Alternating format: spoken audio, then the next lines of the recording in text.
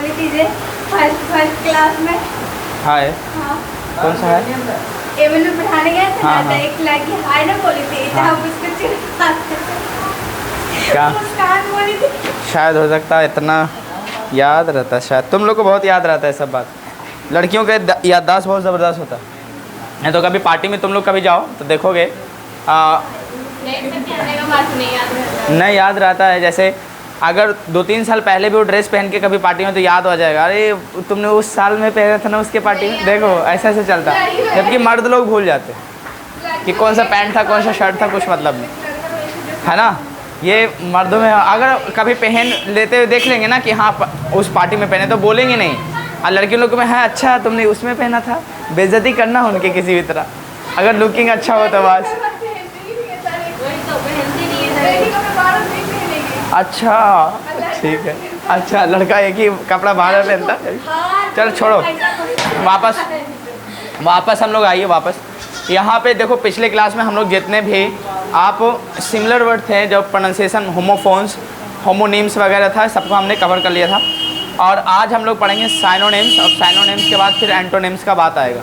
Synonyms आज से start होगा। देखो एक वर्ड है पहला अबेस, इसको क्या पढ़ोगे? अबेस। अबेस का मतलब होता है नीचा दिखाना। समझ पा रहे? कई ऐसे सोसाइटी में लोग हैं जो आपको नीचा दिखाएंगे तो उसको क्या कहोगे? अबेस कहेंगे। तो अबेस का साइनोनिम्स क्या होगा? डिग्रेड करना। एक होता है ग्रेड लगाना, ग्रेड मतलब एक लेवल लगाना, उसमें डिग्रेड करना। डी जहाँ लग गया तो समझना नेगेटिव मीनिंग है, ग्रेड से नीचे ले आना, डिग्रेड करना। हम्बल, हम्बल कहोगे, ह्यूमिलिएट करोगे, ह्यूमिलिएट मतलब भी इंसल्ट करना, या हम्बल समझोगे। हम्बल मतलब निर्दयी होता है, ठीक है, ठीक है ना, जिसमें आपके अंदर इंसानियत हो, ह्यूमिलिएट हो जाता है। हम्बल का मतलब भी वही होगा, और डिग्रेड के केस में लेते हैं वहाँ पे। एक और हम्बल पढ़ाएंगे अलग से, उस केस में अलग होगा। हम्बल ह्यूमिलिएट का मतलब क्या समझोगे?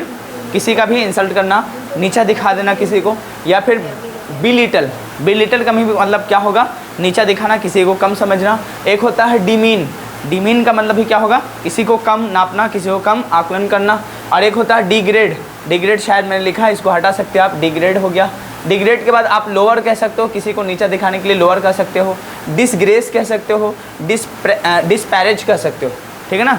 Disparage, disgrace, lower, demean, belittle, humiliate, humble या डिग्रेड का मतलब क्या होता है? अबेस, नीचा दिखाना। फिर से बताओ, नीचा दिखाने के लिए क्या क्या वर्ड यूज़ कर सकते हो? बताओ। डिग्रेड किया, दूसरा क्या कहोगे? हम्बल किया, और ह्यूमिलिएट किया है, या फिर क्या कहोगे? बिलिटल किया है। हाँ, इंसल्ट का केस भी आप ले सकते हो कहीं कहीं पे। हाँ, डिमीन का मतलब भी कहोगे नीचा दिखा दिया, लोअर, डिसग्रेस या डिस्पैरेज। क्लियर है? तो दिक्कत तो नहीं है? बताओ, फिर से बताओ। अबेस का मतलब क्या होगा? नीचा दिखाना। इसका साइनोनिम्स बताओ। डिग्रेड, डिग्रेड का humble, humiliate, belittle, demean, lower, disgrace या डिस्पैरेज। क्लियर है ना? जो आप लोग को कम नापते हैं, बिखरा देते हैं, उसको आप कहोगे। एक और होता है अबैश। अबैश का मतलब होता है लज्जित करना, किसी को शर्मिंदा कर देना, उसको कहते हैं एम्बैरेस। एम्बैरेस का देखोगे आप जब स्पेलिंग करेक्शन पढ़ाएंगे उसमें, कि कैसे how to make correct spell या प्रोनाउंसिएट, तो उसमें एक चैप्टर अलग से पढ़ना है। बोर्ड में भी कभी मिस स्पेलिंग वाला क्वेश्चन देता है। एम्बैरेस में देखोगे जो स्पेलिंग होता है EMBARRASS होता है, एम्बैरेस होता है, याद रखना आपको, ठीक है ना। EMBARRASS होता है, ठीक है ना, RRASS एम्बैरेस होता है। या आप रिमॉर्सफुल कह सकते हो, ठीक है ना, रिमॉर्सफुल। अब एक और होता है एबेट्योर। एबेट्योर का मतलब होता है बुचड़ खाना, जिसको आप कसाई खाना कहते हो, जिसको आप स्लॉटर सिस्टम कहते हो। स्लॉटर का मतलब क्या समझोगे? जहाँ मतलब a place where animals are killed, जहाँ मतलब जानवरों को काटा जाता है, मारा जाता है। समझ पा रहे कि नहीं पा रहे? जैसे उसको आप उस जगह को क्या कहोगे? एबेट्योर। एबेट्योर का मतलब समझ आ गया? बुचड़ खाना। आप कसाई खाना भी कह सकते हो इसको। चलो फिर से, अबेश का मतलब क्या होता है? हाँ, अबेस का मतलब नीचा दिखाना, अबैश का मतलब लज्जित करना, एबेट्योर का मतलब बुचड़ खाना, जिसको आप क्या कहोगे? Slaughter system. स्लॉटर मतलब क्या समझोगे आप? जहाँ जानवर को मारा जाता है, कसाई खाना कहोगे। एब्डिकेट, एब्डिकेट का मतलब होता है त्याग देना, जिसको आप क्या कहोगे? गिव अप, हार मान लेना, क्विट, छोड़ देना। रिज़ाइन, रिज़ाइन मतलब भी त्याग देना। रिटायर का मतलब भी हट जाना। स्टैंड डाउन या स्टेप डाउन। बो आउट, देखो डिज़र्ट का मतलब भी एक टाइम में बताया था, छोड़ देना, याद है आपको। अबेंडन का मतलब भी होता है छोड़ देना। फोरसेक मतलब भी क्या होता है? छोड़ देना। एक वर्ड आपको ये सब का मीनिंग अलग से पढ़ाएंगे, कहाँ पे? जब हम लोग पूरा पैसेज पढ़ाएंगे तब यूज़ करवाएंगे कैसे कैसे यूज़ हो रहा है इसका मतलब। देखो अभी फ़िलहाल आपको इस तरह से याद करना है। एब्डिकेट का मतलब क्या होगा? त्याग देना। त्याग देने के लिए कौन कौन सा मीनिंग आएगा? याद करो। क्विट का मतलब छोड़ देना, त्याग देना। याद है आपको, डिजर्ट का मतलब छोड़ देना, त्याग देना। आप याद कीजिए, गिव अप का मतलब भी छोड़ देना। आपके टी शर्ट पे या कहीं जैसे लिखा रहता है हर जगह, डू नॉट गिव अप, हार मत मानिए, छोड़िए मत, कंटिन्यूअस बने रहिए, फोकस ऑन योर गोल, ठीक है ना। तो रिजाइन का मतलब भी होता है वही, रिटायर का मतलब stand down, step down, go out, desert, abandon या फोरसेक। क्लियर है, तो दिक्कत तो नहीं है। चलिए, एक वर्ड है अबेटमेंट। अबेटमेंट मतलब होता है दुष्प्रेरण, वैसा काम जिसमें रॉन्ग डूइंग काम हो, रॉन्ग मतलब गलत काम हो, उसमें आप मतलब किसी का साथ देते हो तो उसको क्या कहोगे, अबेटमेंट। अबेटमेंट का मतलब होता है गलत मतलब कामों में किसी का सहयोग करना, साथ देना, अबेटमेंट कहलाता है। The act of helping someone is wrong doing, मतलब किसी का भी हेल्प करना इन रॉन्ग डूइंग, गलत कामों में, उसको आप क्या कहोगे, अबेटमेंट। अबेटमेंट का मतलब साइनोनिम्स आप लोगे तो सपोर्ट होता है, हेल्प होता है, असिस्ट होता है, जिससे असिस्टेंट आपने बोला, असिस्ट मतलब क्या होता है, हेल्प करना, या आप असिस्टेंट इसी वर्ड से निकला, हेल्प, बूस्ट करना, एड, AID, एड मतलब भी हेल्प करना होता है, इनकरेज करना होता है। समझ पा रहे कि नहीं पा रहे, कोई दिक्कत तो नहीं है, पक्का बोलिए। हाँ चलिए, अब बताओ अबेटमेंट का मतलब क्या होगा, दुष्प्रेरण। दुष्प्रेरण का मतलब क्या होता है बताओ, किसी को गलत कामों में आपका साथ देना, उसको आप क्या कहोगे, दुष्प्रेरण, अबेटमेंट। सपोर्ट, इसका साइनोनिम्स असिस्ट होगा, हेल्प होगा, फिर क्या कहोगे, बूस्ट होगा, एड होगा, या फिर क्या कहोगे, इनकरेज होता है, ठीक है ना, कोई दिक्कत तो नहीं है इसमें। चलिए, अब एक और होता है एबियंस। एबियंस का मतलब होता है निलंबित अवस्था में, सस्पेंडेड एक्शन। आपने देखा होगा किसी काम स्तर को रोक देना, सस्पेंड कर देना, ठहराव कर देना, उसको आप क्या कहोगे, निलंबित अवस्था, ठीक है ना। एबियंस उसे कहते हैं। कई लोग का हो जाता है एबियंस सिचुएशन। एबियंस का मतलब क्या है, निलंबित अवस्था में है, इनको सस्पेंडेड एक्शन मिला। कई जगह पे रॉन्ग डूइंग काम करते हुए मिलते हैं कि नहीं करते, तो वैसे ऑफिसर को क्या कर दिया जाता था, एबियंस किया जाता है। एक और होता है अभोर। अभोर का मतलब होता है घृणा करना, जिसको आप डिटेस्ट कहते हो, डिसलाइक कहते हो, हेट कहते हो, लोथ। याद करो, लोथ याद है ना। एक और लोथ जो मतलब ये वाला था, बिना ई वाला है, इसका मतलब क्या था, हाँ क्या था, अनिच्छुक, है ना। एक लोथ हो गया ई वाला, तो समझ जाना हेट होता है, हेट से याद रखना। डिस्पाइज, हाँ एबोमिनेट, एग्जेक्रेट पढ़ोगे, एग्जेक्रेट, डिसडेन इसको पढ़ना है, ठीक है ना। डिसडेन होगा, एग्जेक्रेट, फिर एबोमिनेट होगा, डिस्पाइज होगा, लोथ होगा, हेट होगा, डिसलाइक होगा, डिटेस्ट होगा। अभोर का मतलब होता है घृणा करना। याद करना है, जब आप किसी को कहो मैं आपको से नफरत कर रही हूँ, तो आप डिसलाइक, हेट ना लगा के आप डिटेस्ट कर लो। डिटेस्ट का मतलब होता है बहुत ज़्यादा, मतलब क्या करना, नफरत करना, इतना कि मिल जाओ तो सफाया कर दें, ऐसा वाली बात हो जाती है। अभोर भी वही मतलब होता है, मिल जाए तो बस साफ कल्याण कर दें, ठीक है ना। लेकिन डिसलाइक वैसा मतलब नहीं है नफरत, समझ पा रहे, हाँ, हेट और डिसलाइक वैसा एकदम घिरना वाली बातें नहीं होती, ठीक है ना। इसमें मोहब्बतें पैदा हो सकती, कुछ ऐसा एक्शन कर दो तो, लेकिन ये सब में तो एकदम होता है, ठीक है ना। अब आओ, ये होता है एब्जेक्ट। सुनो, एब्जेक्ट का मतलब होता है बुरी हालत में। कई लोग होते हैं एकदम, उनकी कंडीशन क्या होता है, वर्स होता है, तो वर्स्ट कंडीशन को कह सकते हो एब्जेक्ट। एक्सट्रीमली पुअर और अनहैप्पी मोमेंट को आप क्या कह सकते हो, एब्जेक्ट कह सकते हो, कि वो खुशी एकदम महसूस नहीं कर पा रहे, एकदम एक्सट्रीमली है। अत्यंत जिसको आप क्या कहोगे, पुअर, गरीब हालत में या गरीबी हालत में, और अनहैप्पी कहोगे, ठीक है ना, खुश में। इसको आप साइनोनिम से कहोगे तो सर्वाइल होगा, क्रीपिंग होगा। सर्वाइल का मतलब भी वही होता है, लुढ़कता पुढ़कता, एकदम हालत उसका बहुत कमज़ोर, जो चल नहीं पा रहा हो, ऐसी कंडीशन को क्या कहोगे, क्रीपिंग। देखो याद करो, रेंगने के केस में लेते हो कि नहीं करते, ग्रोवलिंग कह सकते हो आप, या क्रॉलिंग कह सकते हो, ठीक है ना। लुढ़कने के केस में आप ऐसे ले सकते हो, जिसकी हालत बहुत बुरी हो, वो ऐसे करता है, वो चल फिर नहीं सकता, तो आप इसका साइनोनिम्स इस तरह लोगे। एब्ज्योर का मतलब क्या होता है, एब्ज्योर मतलब होता है सौगंध खाकर त्याग करना। सौगंध मतलब क्या था, एकदम, है ना, किसी चीज़, ऐसे चीज़ का मतलब कसम खाना जो एकदम नहीं करोगे। रिनाउंस अपॉन ओथ, कसम खाकर एकदम छोड़ देना कि अब तो नहीं करेंगे, ठीक है ना। वैसे सौगंध खाकर त्याग करना, छोड़ देना। कभी कभी होता ना, देखो इसका मतलब भी आपको बताए थे त्याग देना, एब्डिकेट का मतलब भी त्याग देना, है ना। लेकिन एब्ज्योर का मतलब क्या होता है, आपने कसम खाया कि खाता हूँ अपनी इनकी कसम, उसके बाद मैं आज के बाद ये नहीं करूँगा या करूँगी, तो एब्ज्योर इसको कह सकते हो। एब्ज्योर का मतलब होता है सौगंध खाकर त्याग करना, रिनाउंस अपॉन ओथ होता है, ठीक है ना, कसम खाकर। रिनाउंस का मतलब ये होता है छोड़ देना, त्याग देना। एक होता है एवोल्यूशन। एब्लूशन का मतलब होता है वज़ू करना, शुद्धि के लिए स्नान करना। देखोगे आप इस्लाम धर्म में जब आएंगे तो वहाँ देखोगे बिफोर प्रेइंग, मतलब नमाज़ पढ़ने से पहले आपको वज़ू किया जाता है कि हाथ धो लीजिएगा, पैर धो लीजिएगा ना, नाक में पानी, और उसमें फिर वो सिस्टम होता है उसको। अब लंबी कहानी तो नहीं बताएंगे आप। एवोल्यूशन का मतलब वही होता है जिसमें आप अपने आप को शुद्ध करते हो, ठीक है ना। वो नहाने की परंपरा होती है एक छोटा सा, उसको कहोगे the act of washing one self, अपने आप को धोने के सिस्टम को क्या कहोगे, एवोल्यूशन कहोगे। इसका मतलब आप ट्रांसलेट सच में करो तो वज़ू आता है। वज़ू का मतलब समझते हो आप। चलिए, एक होता है एब्निगेशन। एब्निगेशन मतलब होता है त्याग देना, अधिकार या दावा। जो आप दावा करते हो कि ये मेरा है, उसको आप त्याग देते हो, या अपने अधिकार को त्याग देते हो कि जाने दो, मेरा भाई तो लिया है, कोई फ़र्क नहीं पड़ता, है ना। ऐसा नहीं कि छज्जा निकाल दिया तो मार के टेटन निकाल दिया, होता है ऐसे सिचुएशन में आपको एकदम नहीं करना। कोई बात नहीं, एक कट्ठा लिया है तो ले 2 कट्ठा और ले ले, हम इतना है कि बना लेंगे, ऐसा होना चाहिए। लेकिन पता नहीं आज की दुनिया एकदम अलग है। 2 कट्ठा ले लिया तो गोतनी मरेला तैयार हो जाएगी, वो 2 कट्ठा ज़्यादा ले लो, आप ना जीवो, हो जाएगा ऐसा। ये सिस्टम एकदम अलग है। यहाँ देखिए, पहले का त्याग भाई का भाई था, आजकल तो पता ना आके ये लोग ना, ये जो गोतनी वाला सिस्टम होता है, हाँ एकदम बोला ना, 1 इंच निकला तो मार के टेटन 1 इंच बराबर कर ही देना है। इतना निकाल लेते तो मार के निकाल देंगे, और फिर पुलिस वुलिस होता है तो टेंशन हो जाएगा फिर। तो गिव अप अ राइट, मतलब राइट का मतलब यहाँ पे अधिकार होगा। देखो राइट का कई मतलब होता है, राइट का मतलब सही भी होता है, राइट का मतलब क्या होता है, अधिकार भी होता है, ठीक है ना।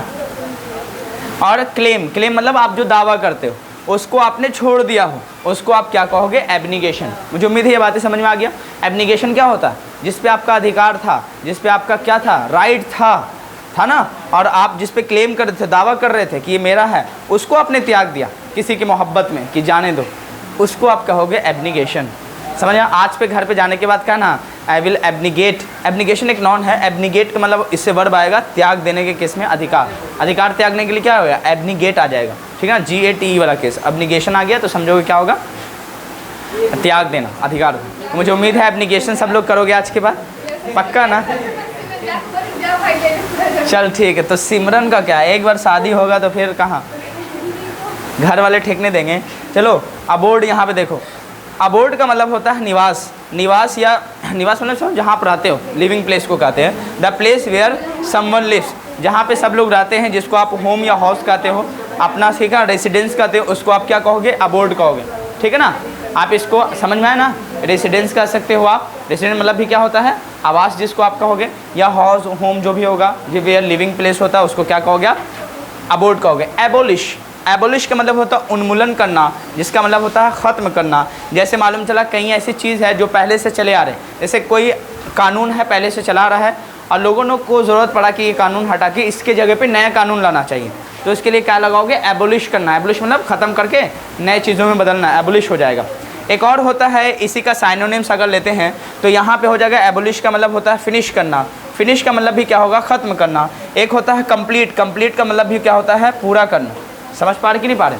तो एबोलिश या फिनिश का मतलब होता है ख़त्म करना, लेकिन एबोलिश वहाँ पे यूज़ होगा जहाँ पे मतलब किसी चीज़ों को ख़त्म तो कर रहे, उसके बदले फिर ला रहे हैं। समझ पा रहे कि जैसे नए कानून का आना, ओल्ड क्या हो गया, एबोलिश हो गया, ख़त्म हो गया, और नया चीज़ उसके जगह पे आ गया सिस्टम के अकॉर्डिंग। लेकिन फिनिश वहाँ पे यूज़ होता है जहाँ पे मालूम चल, देखो फिनिश और कंप्लीट में अंतर समझ आया तो आप एबोलिश समझ जाओगे।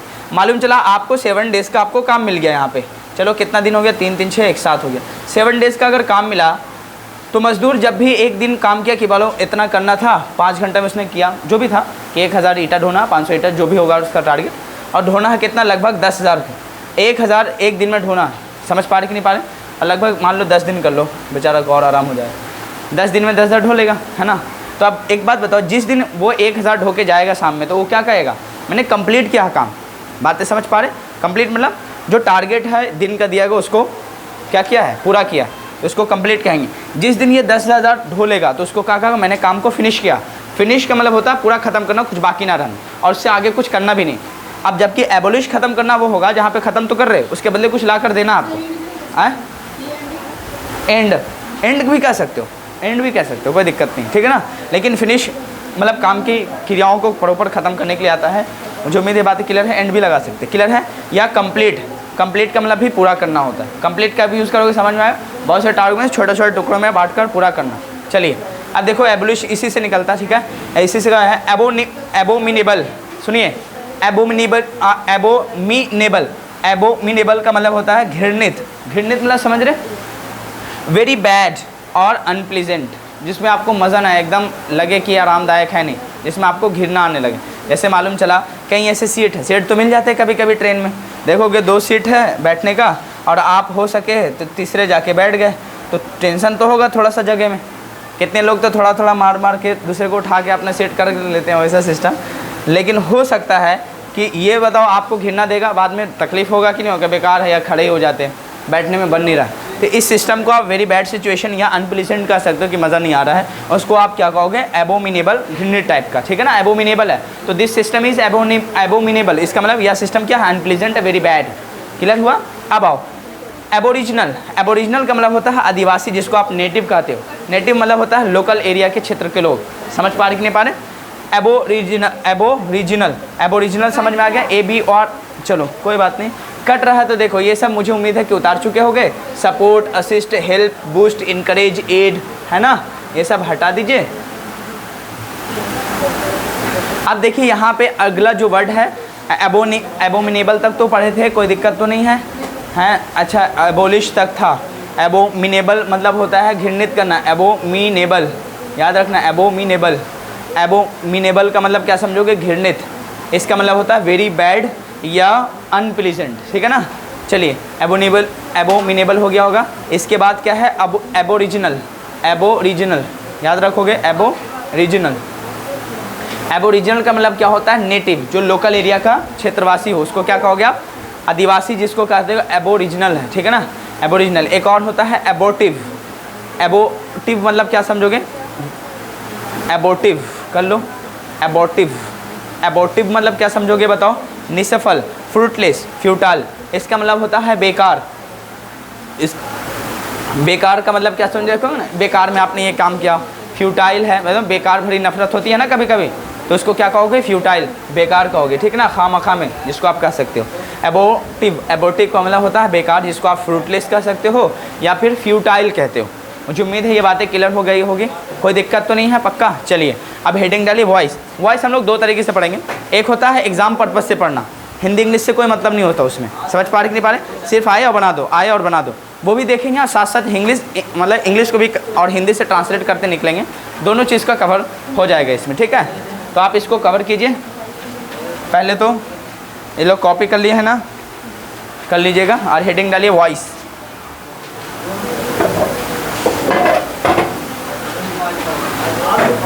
चलिए फर्स्ट डे है आपका, हेडिंग डालिए। बेसिक से हम लोग पढ़ेंगे फिर वॉइस। 2 कैटेगरी में वाली हैं, एक एक्टिव वॉइस, दूसरा पैसिव वॉइस। जब तक मैं इसको क्लीन कर लेता हूँ, चलिए हेडिंग डालिएगा, बस वॉइस लिखेगा हेडिंग में, और वॉइस की 2 कैटेगरी लिखेगा। एक लिखेगा एक्टिव वॉइस, ठीक है ना, एक्टिव वॉइस, और दूसरा लिखेगा पैसिव वॉइस। दूसरा क्या लिखोगे, पैसिव वॉइस। हम लोग 2 पर्पज़ से इसको पढ़ेंगे। एक होगा आपका स्पीकिंग पर्पज़, दूसरा क्या होगा, एग्ज़ाम पर्पज़। समझ पा रहे कि नहीं पा रहे, दोनों पर्पज़ को पढ़ेंगे, ठीक है। अब देखिए एक्टिव वॉइस और पैसिव क्या होता है। जितना भी हम लोग टेंस पढ़ के आए सब एक्टिव की कैटेगरी है, समझ पा रहे कि नहीं पा रहे। और इसी से चेंज करेंगे, किसी में चेंज मतलब नहीं होता। लगभग यहाँ से जाओगे एक्शन में चेंजेस नहीं आता है, सिर्फ एक्शन किस पे हुआ, कैसे हुआ, वो दिखाया जाता है, वो चेंजेस आता है। देखो मैं सेंटेंस कह रहा हूँ, मैं कहूँ मैं पढ़ाता हूँ, मैं पढ़ाता हूँ, बताइए प्रेजेंट इंडेफिनिट केस में आपने ऐसा पढ़ा था कि नहीं पढ़ा था। Yes. मैं पढ़ाता हूँ, ये प्रेजेंट इंडेफिनिट है।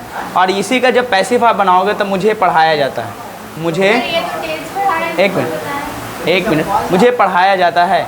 अब मैं ये समझाना चाह रहा हूँ यहाँ पे मुझे पढ़ाया जाता है। एक बात वहाँ पे जाओ, एक्टिव वाले केस में एक्शन मैं खुद कर रहा हूँ यहाँ पे, और यहाँ पे मेरे ऊपर एक्शन हो रहा है। एक्टिव उसको कहेंगे जिसमें डूअर जो है, देखो डूअर मतलब क्या समझोगे, डू का मतलब होता है करना, और डूअर मतलब होता है करने वाला, ठीक है ना।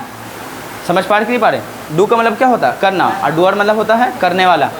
जो करने वाला खुद एक्शन यहाँ पे कर रहा है कि नहीं कर रहा है, समझ पा रहे। और यहाँ पे क्या है, मुझे पढ़ाया जाता है, मतलब जो एक्शन है किसके ऊपर हो रहा है, मेरे ऊपर हो रहा है। देखो ये डूअर ऑफ द एक्शन छोड़ दो फिलहाल, यहाँ पे आओ। ये पहले समझ में आ गया कि जब एक्शन खुद कोई करेगा तो उसको क्या कहोगे, एक्टिव। अगर किसी के ऊपर एक्शन होगा, समझ जाना, तो वो क्या होगा, किसी के द्वारा हो सकता है, ये बातें हैं, लेकिन उसको क्या कहोगे, पैसिव। जैसे मैं कहूँ मैं सिखाता हूँ, मैं सिखाता हूँ, देखो पढ़ाना या सिखाना बात बराबर, मैं सिखाता हूँ, ठीक है, और मुझे सिखाया जाता है, मुझे सिखाया जाता है, मुझे सिखाया जाता है।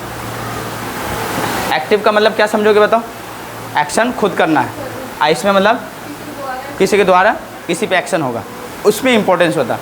इसमें क्या होता है, देखो सब्जेक्ट का इंपॉर्टेंट होता है, इसमें क्या होता है कि सब्जेक्ट का इम्पोर्टेंट नहीं होता, जिस पे एक्शन हो रहा है वो एक्शन का इम्पोर्टेंट होता है। इसमें एक्शन इंपॉर्टेंट है, इसमें क्या है, सब्जेक्ट इंपॉर्टेंट है कि कौन कर रहा है भाई, उसको पहले बताओ। इसमें क्या है, कौन कर रहा है उससे कोई मतलब नहीं, एक्शन किस पे हुआ और एक्शन कौन सा हो ये इंपॉर्टेंट होता है पैसिव वॉइस में। देखो यहाँ पे कोई ना कोई मुझे पढ़ा रहा होगा, कोई ना कोई मुझे सिखा रहा हो, तो क्या उसका मैंने नाम लिखा है, इसका मतलब मेन जो सब्जेक्ट वो है ही नहीं जिसके द्वारा ये हो रहा है, समझ पा रहे। तो पैसिव उसको कहेंगे जिसमें इंपॉर्टेंस किसका होता है, वर्ब का सबसे ज़्यादा इंपॉर्टेंस होता है, और जिस पे हुआ वो दिखाना ज़रूर होता है, सब्जेक्ट का इसमें इंपॉर्टेंस नहीं होता, जबकि इसमें सब्जेक्ट का इंपॉर्टेंस होता है। अगर सब्जेक्ट का ना हो तो इंपॉर्टेंस होगा ही नहीं, मतलब ही नहीं निकलेगा। सिखाता है, कौन सिखाता है तो बताओगे ना, मुझे सिखाया जाता है, कौन सिखाता है उसको मतलब नहीं, बस मुझे सिखाया जाता है ये इन्फॉर्मेशन। बाकी चल के आगे ये बातें जिक्र कर सकते हो, उसके द्वारा, इसके द्वारा, उनके द्वारा, ये सब हो सकता है, लेकिन बताओ सबसे ज़्यादा इंपॉर्टेंस किसका होता है यहाँ, वर्ब का और ऑब्जेक्ट के ऊपर जो काम हुआ। इसमें क्या होता है, सब्जेक्ट का इंपॉर्टेंस होता है। पहले समझ में आया, कोई दिक्कत तो नहीं है, पक्का। तो एक्टिव वॉइस पैसिव वॉइस समझ में आ गया कैसे होगा, पक्का आप पकड़ लोगे, एक्टिव है कि पैसिव, पक्का ना। चलो यहाँ मोबाइल बेचा जाता है, यहाँ मोबाइल बेचा जाता है, बताओ कौन सा एक्टिव है कि पैसिव। पहले ये ट्रांसलेशन समझो, मोबाइल बेचा जाता है, बोलो एक्टिव होगा कि पैसिव है ना। यहाँ मोबाइल बनाए जाते हैं, पैसिव है। यहाँ बताओ क्या जो बना रहा सब्जेक्ट तो भाई होगा ना कोई बनाने वाला, कोई ना कोई बेचने, क्या उसका इंपॉर्टेंस रहा, नहीं। किसके ऊपर काम होगा, किस पे ऊपर काम और कौन सा काम होगा, उसका इंपॉर्टेंस पैसिव में दिखाया जाता है। समझ पा रहे कि नहीं पा, इसका यूज़ बहुत जगह पे होता है, तो उस के अकॉर्डिंग हम लोग यहाँ पे पढ़ने वाले, ठीक है ना। पर्पज़ एग्जाम का भी होगा प्लस ट्रांसलेशन का भी होगा, जहाँ पे मतलब आप इंग्लिश बोल पाओ, समझ पाओ। जैसे मुझे बताया जाता है, इसका मतलब मैं एक्शन नहीं करूँ, मेरे ऊपर हो रहा है एक्शन, कोई ना कोई मुझे इन्फॉर्मेशन दे रहा, मैं बताता हूँ, ये एक्टिव हो गया। मुझे बताया जाता है, ये पैसिव हो गया। समझ पा रहे हैं। मैं कहता हूँ, ये एक्टिव है। मुझसे कहा जाता है, ये पैसिव है। समझ में आ गया, कोई दिक्कत तो नहीं है। चलिए, तो एक्टिव पैसिव का उदाहरण लिख लोगे। यहाँ पे ये पैसिव में चला जाएगा। मुझे कहा जाता है, मुझे बताया जाता है, बताओ किस में होगा, मुझे बताया जाता है, बताया जाता है, बताओ किस में हो जाएगा।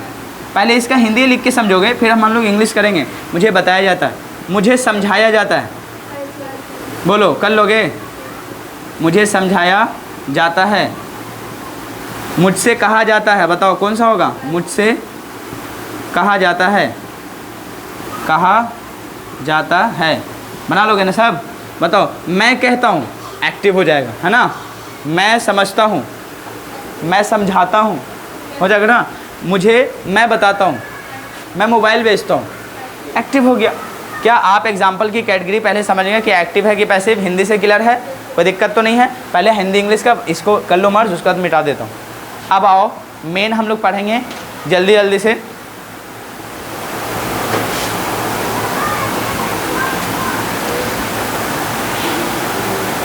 देखो टेंस क्लियर होना चाहिए। अगर इनके सब का टेंस क्लियर नहीं, फिर भी मैं रिकॉल करा के मतलब पीछे का थोड़ा स्टेप लेके फिर आगे बढ़ेंगे, ठीक है। तो बस सब्र के साथ आप रहें, पिच पे टिके हुए। मैदान छोड़ के भागने से बेहतर है, ठीक है ना। यूँ ही किसी को कामयाबी नहीं मिलती, बहुत मेहनत करना पड़ता है। एक दिन नहीं, कई दिनों तक करना पड़ता है, ठीक है ना। वो मत सोचना कि लैंग्वेज आप 1 महीने और 6 महीने और 4 महीने में अच्छे से सीख लेते हैं। अच्छे कमांड लाने के लिए बहुत अच्छे से मेहनत करने पड़ता है। उसके लिए क्या होता है कि आप सच में 6 महीने में सीखना चाह रहे 3 महीने में, उसमें क्या होता है दिन रात लग जाओ तब होगा। ये मत समझना कि 1 घंटे यहाँ क्लास ले लेंगे, चले जाएंगे घर पे, कुछ नहीं करेंगे, चले आएंगे, उठा के तो नहीं हो पाएगा। समझ पा रहे कि नहीं पा रहे। तो चलो, do have any questions, you are asking something right, yes, nothing. अब चलिए यहाँ पे हेडिंग डालिएगा, passive voice of present indefinite tense. यहाँ से हेडिंग डालिए, passive voice of present indefinite tense. Do it fast, hope you are doing well. Sir आप इतना जल्दी यूज़ कैसे सीखते? Yes, practice makes a man perfect, for that passive voice बस in a correct way you have to do well for that. में काफ़ी साल लगा होगा। काफ़ी साल, हाँ लग ही जाता है। प्रैक्टिस तो हमेशा हमेशा इम्प्रूवमेंट चाहते हैं ना हर चीज़ों में, किसी का तो एंडिंग होता नहीं। मैं दूसरे से ज़्यादा नॉलेज ही आपको महान बनाता हूँ, बस यही बात। आप कोशिश करो आपके क्लासमेट में आप औरों से थोड़ा आगे हो जाओ, आप बेस्ट कहलाएंगे। मैं थोड़ा सा आपसे आगे हूँ, मैं बेस्ट हूँ आपके लिए। यही होता है सिस्टम दुनिया का, कोई सबसे बेस्ट का एग्जाम्पल ही नहीं है। समझ पा रहे कि नहीं पा रहे? ये चक्कर में मत रहना, कहीं अनभक्त हो जाती है बस बेस्ट है। जहाँ मिले है ना, कुछ भी क्वालिटी सीखने का सीख के निकलना है, ठीक है। और कभी भी शर शिकायत के चक्कर में नहीं पड़ना, वो क्या बोल रहे ये क्या बोल रहे हैं। जहाँ आपको मिल रहा है, आपको ज्ञान आपकी अंडरस्टैंडिंग के अकॉर्डिंग, वही आपके लिए बेस्ट जगह हो सकता है। समझ पा रहे कि नहीं पा रहे? चलिए अब यहाँ पे मैं यहाँ चलता हूँ। Active voice of present indefinite tense heading डालिए, डाल दिए। एक्टिव वॉइस ऑफ, यहाँ पे क्या लिखोगे? Active voice of present indefinite tense, present indefinite tense, ये हेडिंग डालिएगा।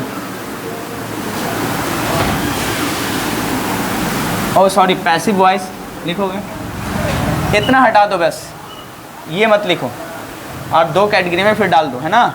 अब ठीक होगा, देखो अब ड्राइंग ठीक है ना। Voice of present indefinite tense, एक तरफ एक्टिव लिखोगे, दूसरी तरफ पैसिव।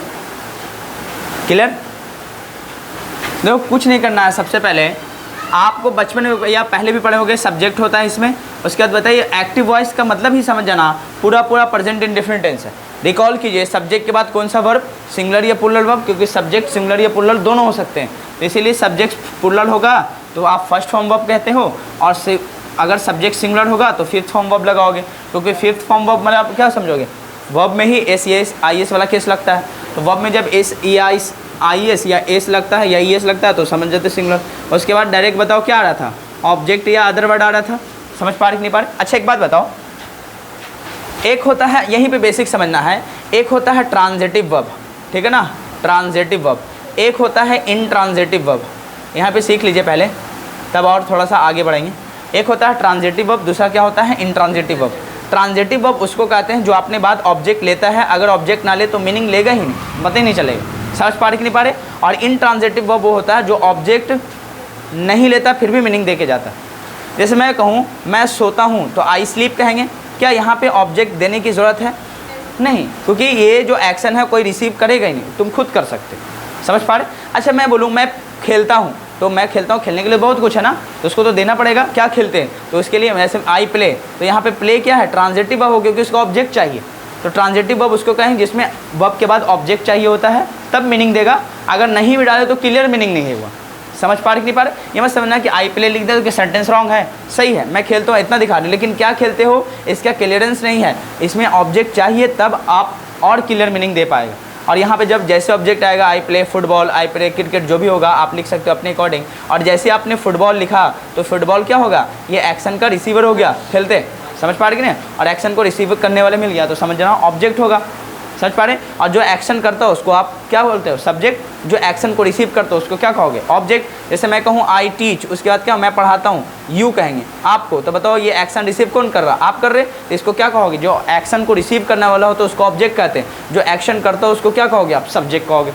इतनी बातें समझ में आ गया, कोई दिक्कत तो नहीं। तो आप बताइए ये जो टीच वर्ब है ट्रांजिटिव है कि इनट्रांजिटिव? ट्रांजिटिव वर्ब मतलब अपने बाद ऑब्जेक्ट लेगा तभी मीनिंग देगा। जैसे मैं कहूँ आई टीच, मैं पढ़ाता हूँ, तो पढ़ाने के लिए किसको पढ़ाओगे, क्या पढ़ाओगे, तो बातें क्लियर होनी चाहिए ना। तो यही ऑब्जेक्ट जब तक क्लियर ना हो तब तक पूरा मीनिंग नहीं दे पाता वो। समझ पा रहे? उसी आप वर्ब को क्या कहोगे, ट्रांजिटिव वर्ब। ये ट्रांजिटिव वर्ब है। समझ पा रहे कि नहीं पा रहे? जबकि मैं कहूँ आई स्लीप, ये बातें ठीक है। मैं गो, आई गो, मैं जाता हूँ, आई गो देयर हो जाएगा, मैं वहाँ जाता हूँ। अब यहाँ पे देखो ऑब्जेक्ट पकड़ते कैसे, ये भी बात है। या तो आप व्हाट से क्वेश्चन करोगे या हुम से करोगे, यही दो चीज़ से आप क्वेश्चन करोगे। अगर इसका जवाब मिल जाए तो समझ जाना ऑब्जेक्ट है। क्लियर? अब देखो मैं कहूँ आई टीच, हुम से आप कहोगे ना, हुम किसी को पढ़ाते हैं, मैं किसे पढ़ाता हूँ। हुम का मतलब क्या होता है, किसे या किन्हें।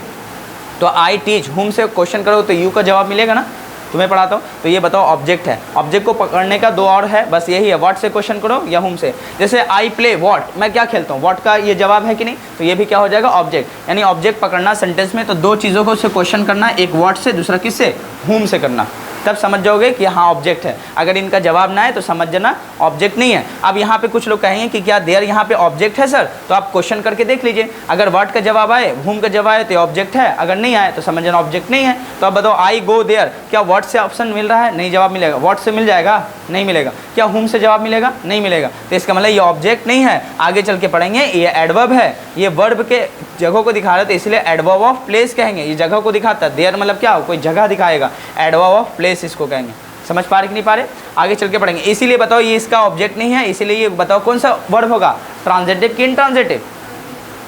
अरे इंट्रांजिटिव ना हो जाएगा, इंट्रांजिटिव मतलब ऑब्जेक्ट नहीं आएगा, और ट्रांजिटिव मतलब ऑब्जेक्ट का आना ज़रूरी है। मुझे उम्मीद है ये बातें क्लियर। अब बताओ, मैं कहता हूँ कि जब ये ऑब्जेक्ट यहाँ से यहाँ पहुँचेगा तो ये सब्जेक्ट की कैटेगरी में बदल जाएगा, क्योंकि यहाँ पे बताओ सब्जेक्ट का उतना वैल्यू तो नहीं होता, ऑब्जेक्ट के ऊपर जो एक्शन हो उसका वैल्यू होता, अभी बताए हैं। तो सब्जेक्ट बनेगा, यही ऑब्जेक्ट यहाँ सब्जेक्ट बनेगा।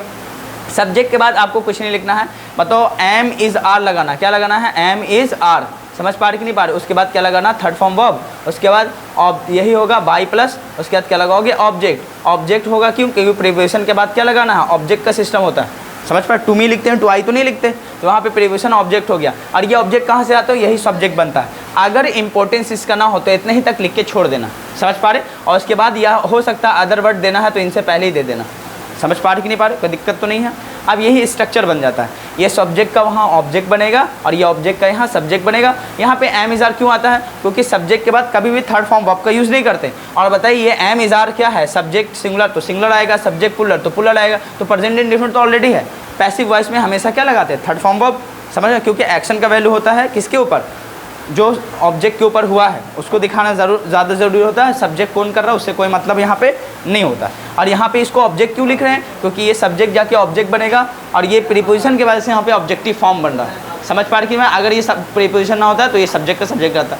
क्लियर है ना, प्रीपोजिशन की वजह होता है। बाई के बाद लगाते हैं ऑब्जेक्ट वाला केस। मुझे उम्मीद है ये बातें क्लियर हो गई होगी। और ट्रांजिटिव वर्ब का ही आप क्या बनाते हो, पैसिव वॉइस बनाते हो। इंट्रांजिटिव वर्ब का कभी भी पैसिव वॉइस नहीं बनाया जाता। क्यों नहीं बनाया जाता, समझ में आ गया, क्योंकि ऑब्जेक्ट नहीं मिल रहा तो सेंटेंस की शुरुआत कैसे करेंगे, कभी नहीं कर सकते। समझ पा रहे कि नहीं पा रहे, क्लियर ना। मुझे उम्मीद है ये बातें समझ में आ गई होगी। क्या इसको छापने की ज़रूरत है, बिल्कुल नहीं। चलिए आप नहीं तो आप हैं तो आप कर भी सकते हैं, नहीं तो नहीं कर सकते। अब आओ हम लोग बेस इस पे चलते हैं कि हम लोग जो ट्रांसलेशन बेस है उस पर ध्यान देते हैं। चलो मुझे उम्मीद है ये बातें समझ में आ गई। अब आइए ट्रांजिटिव इंट्रांजिटिव वर्ब। अच्छा, एक लिस्ट अगर बना दिया जाए तो इसमें आप पकड़ लोगे कि ट्रांजिटिव वर्ब इंट्रांजिटिव वर्ब कौन कौन सा है ना। तो आप चलो आज के बाद मैं पूछता रहूँगा आपसे कि कौन सा ट्रांजिटिव वर्ब है और कौन सा इंट्रांजिटिव वर्ब है। आप देख लेना, जहाँ पे ऑब्जेक्ट की रिक्वायरमेंट पड़े तो समझ जाना कौन होगा ट्रांजिटिव, और जहाँ पे ऑब्जेक्ट की ज़रूरत ना पड़े वहाँ पे समझ जाना। अच्छा बताओ, कम बताओ, कम COME, कम ट्रांजिटिव कि इंट्रांजिटिव। ट्रांजिटिव कम मतलब आना। बताओ क्या एक्शन अपने बाद ऑब्जेक्ट ढूंढेगा, ये एक्शन ढूंढेगा, बोले नहीं चाहिए मुझे, है नहीं ढूंढेगा, तो इसको क्या कहोगे, इंट्रांजिटिव वर्ब। ट्रांजिटिव वर्ब नहीं है। गो, कम, स्लीप, रन, RUN रन, ये सब क्या है ना, इंट्रांजिटिव वर्ब है ना।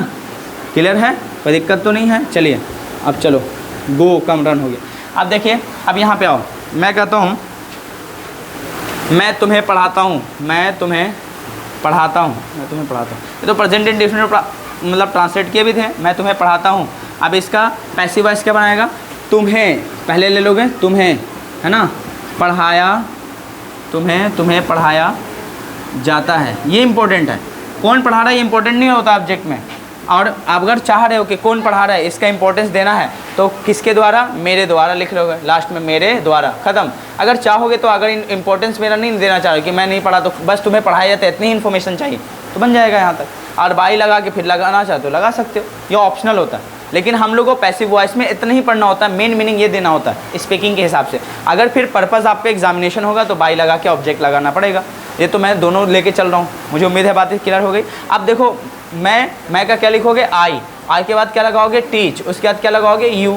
अब यहाँ पे वापस हो इसका पैसिव वॉइस, यू होगा, यू के बाद क्या लगाओगे, आर, और खुद बताओ टीच का थर्ड फॉर्म टॉट बनेगा, TAUGST। आज इसका थर्ड फॉर्म क्लियर नहीं है बाबू, उससे बनना मुश्किल होता है। तो यू आर टॉट, उसके बाद बाई लगा के यहाँ पे आई का ऑब्जेक्ट क्या हो जाएगा, मी। ये ऑप्शनल है, यहाँ तक रखोगे ख़त्म। यू आर टॉट तुम्हें पढ़ाया जाता, मैं बोलूँ तुम्हें यहाँ पढ़ाया जाता, यू आर टॉट हेयर। तुम्हें यहाँ इंग्लिश पढ़ाया जाता, you are taught here English.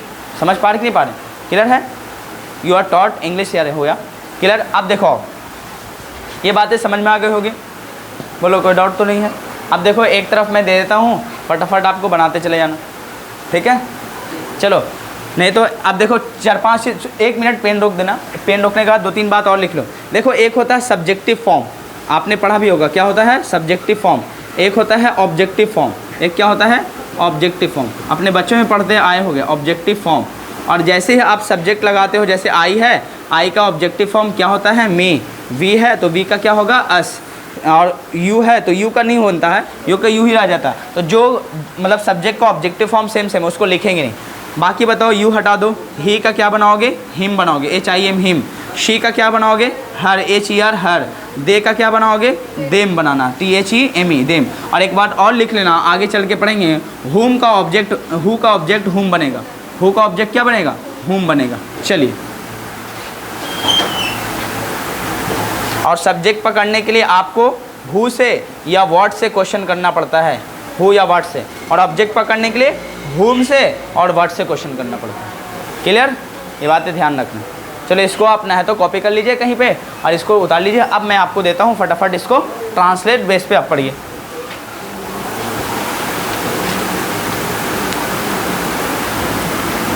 Do it fast.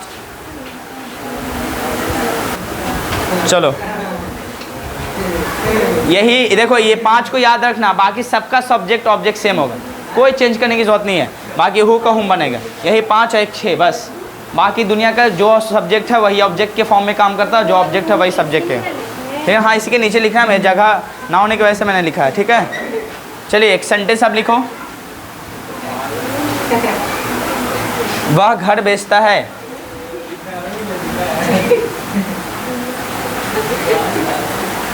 वह घर बेचता है। और पैसिव में क्या बनाओगे, घर बेचा जाता है उसके द्वारा। अगर उसके द्वारा ना हो तो कोई गम नहीं, बस ये इंपॉर्टेंस होता है कि एक्शन हुआ है, किस पे हुआ, ख़त्म, ठीक है ना? कौन क्या, इसका इंपॉर्टेंस नहीं होता। हाँ हाँ वो सही है, लेकिन इम्पोर्टेंस पैसिव वॉइस में हमेशा जिस पे एक्शन हुआ वो और एक्शन जो है उसको दिखाना बहुत ज़रूरी होता है। सब्जेक्ट जो कर रहा है उसका इंपॉर्टेंस ख़त्म होता है, उसके लिए पैसिव वॉइस नहीं होता, उसके लिए एक्टिव वॉइस होता है, ठीक है ना? जिसको आप टेंस पूरा पढ़ के आए। चलिए बना लोगे?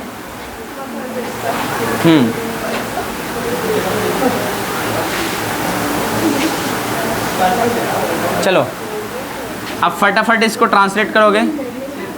मुझसे कहा जाता है, क्या बनाओगे? मुझसे कहा जाता है, मुझसे कहा जाता है ना? बना लोगे? क्या बनाओगे? मुझसे कहा जाता, तो मुझसे का क्या लिखोगे आई, उसके बाद क्या लगोगे एम, उसके बाद थर्ड फॉर्म टोल्ड लगेगा, आई एम टोल्ड।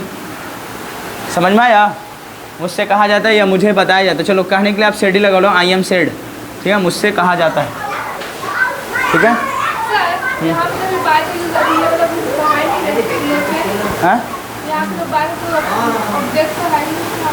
कहाँ ऑब्जेक्ट हो रहा है? ये तो जिसके ऊपर देखो एक्शन किसी ने क्या होगा, किसी ने तो कहा होगा ना इसको, उसको इम्पोर्टेंस है, यहाँ पे नहीं है, मत लिखो, ख़त्म। अब मैं कहूँ उसके द्वारा मुझे कहा जाता है, उसके द्वारा, हाँ ऐसा कुछ इससे होता है। चलिए हाँ, लेकिन ऐसा होता नहीं हो, उसका इम्पोर्टेंस ख़त्म होता है बार बार। मुझे बताया जाता है, उसे बताया जाता है। चलो ये बना लो, उसे बताया जाता है। क्या बनाओगे? बताने का टेल का टोल्ड हो जाएगा, उसे का क्या लगाओगे ही या सी हो जाएगा। एज उसके बाद क्या लगाओगे टोल्ड, ही इज टोल्ड, उसे बताया जाता है। मुझे बताया जाता है, आई एम टोल्ड हो जाएगा। समझ पा रहे कि नहीं पा रहे? चलो अब बनाओ। इंग्लिश बोली जाती है, इंग्लिश बोली जाती है, इंग्लिश इज़ स्पोकन होगा, होगा ना? English is spoken, English is spoken. Hindi खुद से लिख लोगे ना, स्पीक का थर्ड फॉर्म क्या बनता है spoken. English is spoken, English बोली जाती है, हाँ अंग्रेज़ी बोली जाती है। समझ में आया? इसी में अगर सेंटेंस बढ़ा देंगे। अच्छा पहले इतना लिख लो, फटाफट हो गया। आगे बढ़ाया जाए। चलो, भारत में देखो, भारत में अंग्रेज़ी बोली जाती है, क्या बनाओगे? भारत में अंग्रेज़ी बोली जाती है, क्या लगाओगे? English is spoken in India. Bharat में अंग्रेज़ी बोली जाती है, English is spoken in India. India is नहीं लगेगा, इंडिया इज़ स्पोकन। वाह, तुम लोग तो चमत्कार करेगा। चमत्कारी हो गया। चलो एक सेंटेंस लिखो।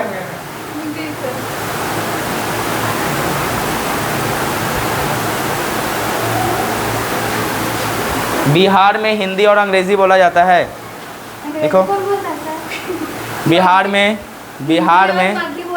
चलो ठीक है, बिहार में अंग्रेज़ी और हिंदी बोली जाती है। बनाओ तो। सब पैसिव की केस है ये सब, क्योंकि फोकस उस पर था। मगी को मगी, लैंग्वेज का कोई ट्रांसलेशन नहीं होता, कोई भी भाषा में उसको चेंज नहीं कर सकते। वो हिंदी है तो हिंदी बोलेंगे कोई भी भाषा में, इंग्लिश को इंग्लिश ही बोलेंगे। अब स्पेनिश है तो स्पेनिश को हम लोग क्या बोलते हैं इंग्लिश में, हिंदी में, सब में तो स्पेनिश ही बोला जाएगा ना। फ्रेंच को फ्रेंच बोलेंगे। इंग्लिश को काहे बोलते हैं, इंग्लिश और अंग्रेजी? वो बोला जाता है, हम लोग भारतीय लोग ऐसा किए हैं। जैसे इंडियन को भारतीय कैसे कहते हैं, कुछ कुछ किए हैं तो चल रहा है, नहीं किए तो नहीं चल रहा। ऐसे प्रॉपर वही होता। क्या बना बताओ? समझ में आ गया? Hindi and English are spoken in Bihar. होगा ना? आर क्यों लगे, समझ में आया? हिंदी एंड इंग्लिश है वहाँ, Hindi and English are spoken in Bihar.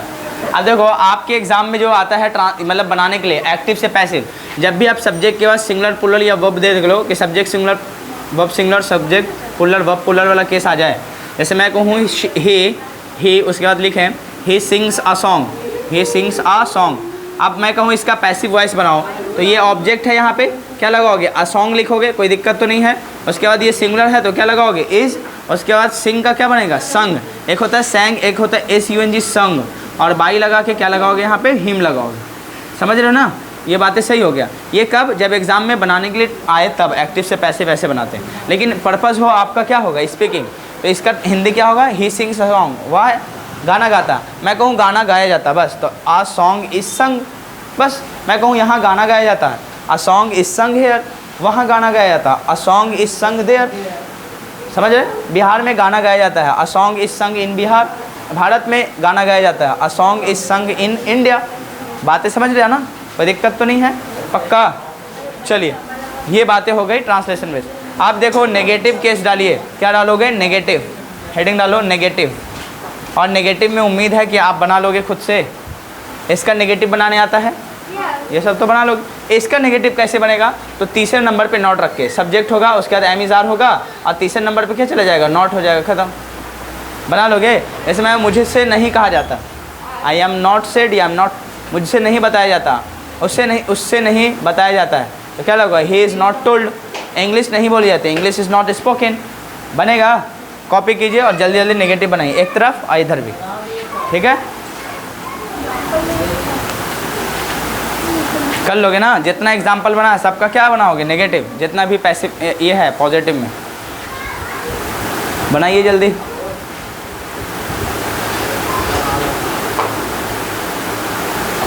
Copy करो। हो गया?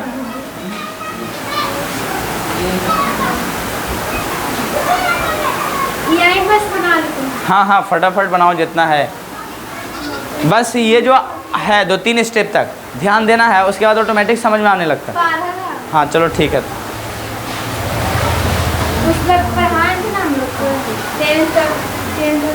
चलो ठीक है, हो गया? पक्का? इंट्रोगेटिव बनाओ, बन जाएगा खुद से। पक्का? इंट्रोगेटिव प्लस नेगेटिव वाला केस। आप देखो वहाँ तक बना लेना, कहाँ तक? WH नेगेटिव तक। लेकिन एक बात ध्यान रखना, WH जब नेगेटिव बनाया जाओगे एक्टिव का पैसिव खुद से बनाना है, तो बस एक केस छोड़ देना, हु वाला केस, हुम वाला केस और विच वाला केस, ठीक है ना? बाकी अकॉर्डिंग टू मीनिंग WH का यूज़ करना है, लेकिन इनका यूज़ स्पेशल केस में पड़ते हैं, इनका यूज़ वहाँ पे नहीं करना। क्लियर है? कर लोगे? हाँ कर लोगे ना? पक्का? कर लीजिएगा। तो यहाँ तक पढ़ाया। अब हेडिंग डाल के छोड़ दीजिए, पैसिव वॉइस ऑफ, जगह छोड़ना, मैं चेक करूँगा पूरा कल। आपका यहाँ पे लिखो प्रेजेंट कंटिन्यूअस, यहाँ पे कर लोगे, यहाँ पे इंडेफिनिट हटा के क्या लगाओगे, कॉन्टिन्यूअस लिख लेना। क्या लगाओगे, कॉन्टिन्यूअस, ठीक है ना, CONTINUOUS, कॉन्टिन्यूअस। आप इतना छोड़ दीजिएगा, आप पूरा बना के आएंगे। और जो आपका एक्सरसाइज बुक है उसमें पूरा कवर करके आएंगे। कल पूरा पैसिव किसका, प्रेजेंट इंडेफिनिट का, उसमें पूरा ट्रांसलेट बेस है, उसको कंप्लीट करेंगे और बनाएंगे। जो ना बन पाए यू कैन आस्क मी। समझ पा रहे, इतना दे दिया, समझोगे आप। जब तक 3 घंटा नहीं घर पे बैठोगे नहीं पूरा कवर होगा, लिख लेना। अगर आप बोले नहीं बना, इसका मतलब आपने टाइम नहीं दिया, ध्यान देना। और इसको लिख कर छोड़ दो, we will meet you tomorrow with the same, ठीक है। चलो, और बाकी ऑनलाइन देखना है तो ग्रुप में शेयर कर दीजिएगा सबको, दोस्तों यार को लाइक शेयर करवा देना। रुक जाइए, अभी कॉपी हुआ।